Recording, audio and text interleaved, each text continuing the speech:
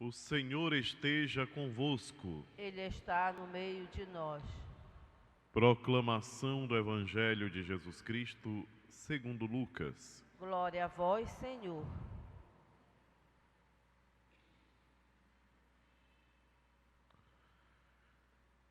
Naquele tempo, havia também uma profetisa chamada Ana, filha de Fanuel, da tribo de Aser. Era de idade muito avançada. Quando jovem, tinha sido casada e vivera 7 anos com o marido. Depois ficara viúva. E agora já estava com 84 anos e não saía do templo dia e noite servindo a Deus com jejuns e orações. Ana chegou nesse momento e pôs-se a louvar a Deus e a falar do menino. E todos os que esperavam a libertação de Jerusalém,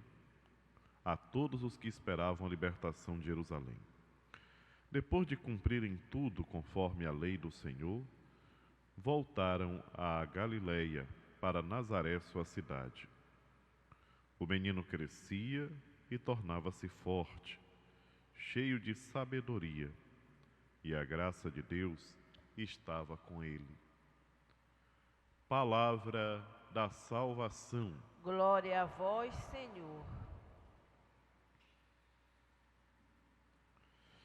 Vamos sentar um momentinho.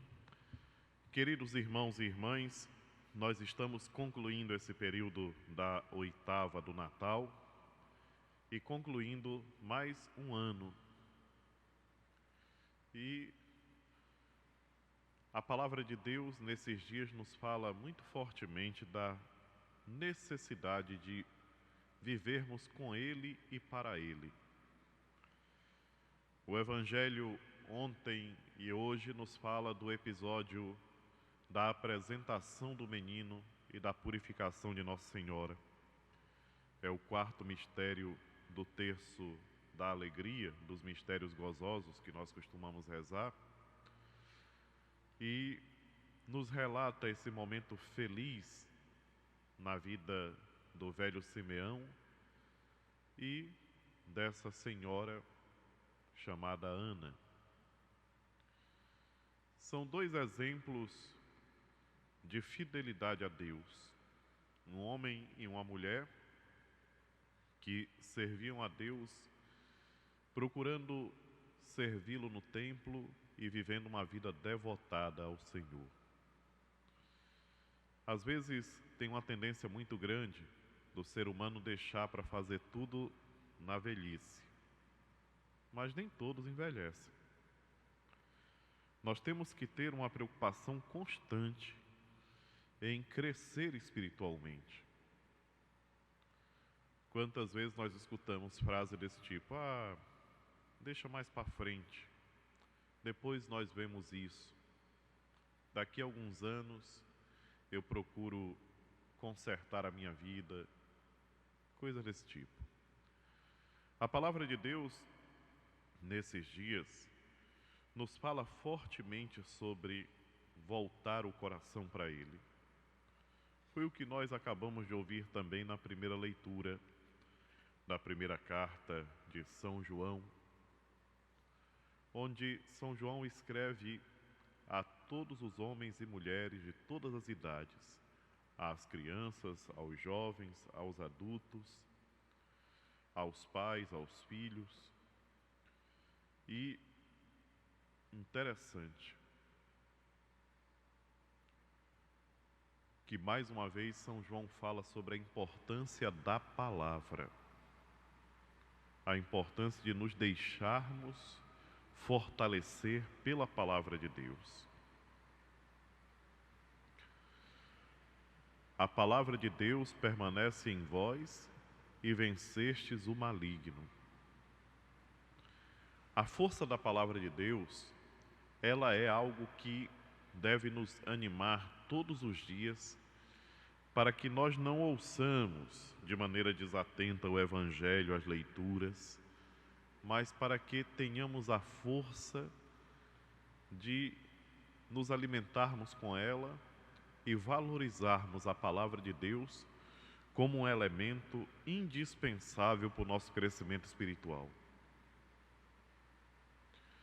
Simeão e Ana reconheceram o Senhor justamente porque eram conhecedores das profecias, dos escritos antigos, de tudo aquilo que desde muito tempo animava o povo de Deus na sua caminhada.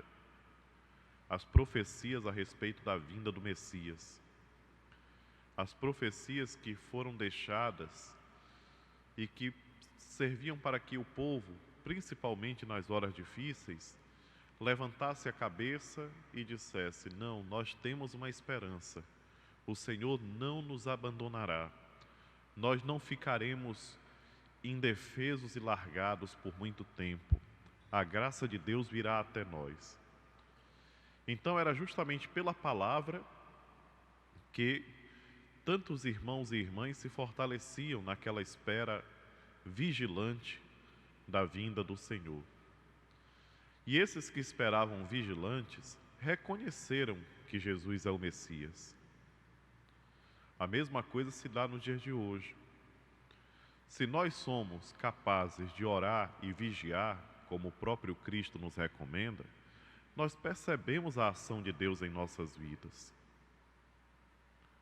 Agora, se nós nos comportamos de maneira distraída e não nos damos conta do que Deus vai fazendo ao nosso redor, aí é um caso muito complicado, difícil, porque nós perdemos ocasiões únicas para crescermos espiritualmente.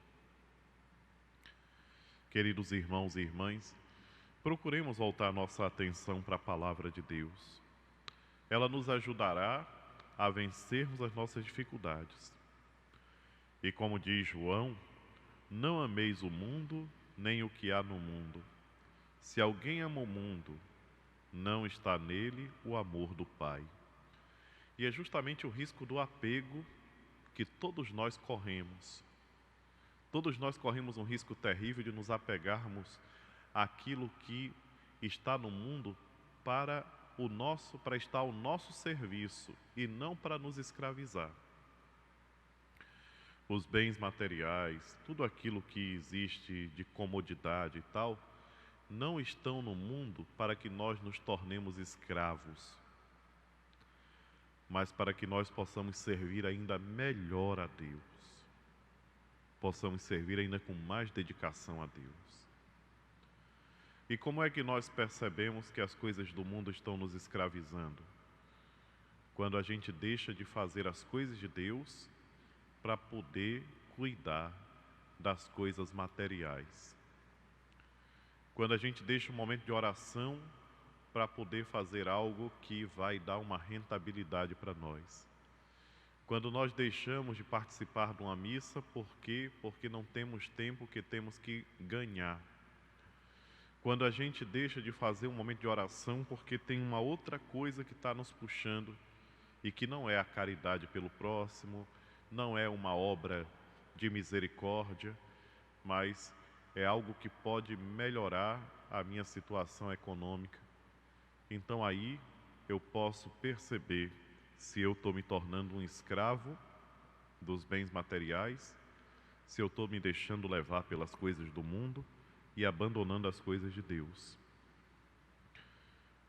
Tudo que há no mundo passa. Mas aquele que faz a vontade de Deus permanece para sempre. Que essas palavras de João sejam gravadas em nosso coração e que nós possamos viver nessa luta constante para não nos tornarmos escravos do mundo, mas que nos libertemos cada vez mais, de modo particular, fazendo o esforço para pôr em prática a palavra de Deus.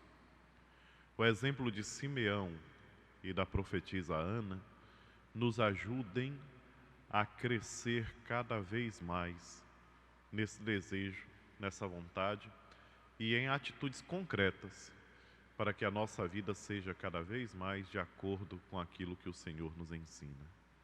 Seja louvado nosso Senhor Jesus Cristo. Sempre seja louvado.